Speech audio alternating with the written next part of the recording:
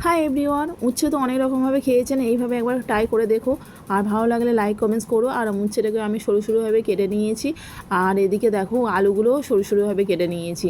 এবার এদিকে কিছুটা চিংড়ি মাছ নিয়েছি আর একটা ছোট্ট দেখে পেঁয়াজ নিয়েছি কুচি কুচি করে। ব্যাস এই হচ্ছে গিয়ে চলো শুরু করা যাক। এদিকে কড়াই বসিয়ে তেল গরম হয়ে গেছে, আমি চিংড়ি মাছগুলো ভেজে নিলাম। আর উচ্ছেগুলো আমি একদম ওইভাবে ভেজে নিলাম। ওই তেলের মধ্যে গোটা জিরে ফোড়ন আর শুকনো লঙ্কা দিয়ে দিলাম। আর কিছুটা ওই যে একটা ছোটো পেঁয়াজ নিয়েছিলাম, সেই কুচানো পেঁয়াজটা আর আলুগুলো দিয়ে দিলাম। দিয়ে এবার একটু ভাজা ভাজা করে নেবো। ভাজা ভাজা করার পরে এবার নুন দিয়ে দিলাম। নুন দিয়ে একটু ভালো করে ভেজে নেবো। ভেজে নেওয়ার পরে টমেটো দিয়ে দিলাম। আর হলুদ গুঁড়ো দিয়ে দিয়েছিলাম। আর সামান্য একটু আদা জিরে বাটা দিয়েছিলাম। তা এই রেসিপিটা করে খেয়ে দেখো, খুবই সুন্দর লাগবে। আর এইভাবে পদ্ধতিটা।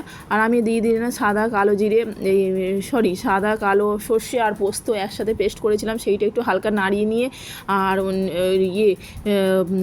ওই যে ভেজে রাখা উচ্ছে আর চিংড়ি মাছগুলো দিয়ে দিয়েছিলাম। দিয়ে এবার একটু সামান্য জল দিয়ে দিয়েছিলাম, দিয়ে ঢাকা দিয়ে দিয়েছিলাম। দিয়ে আলুগুলো সিদ্ধ হয়ে গেছে, নামানোর সময় আমি চিনি দিয়ে দিলাম। দিয়ে আর দেখো কত সুন্দর দেখতে হয়েছে আমার উচ্ছে চিংড়ি একদম রেডি।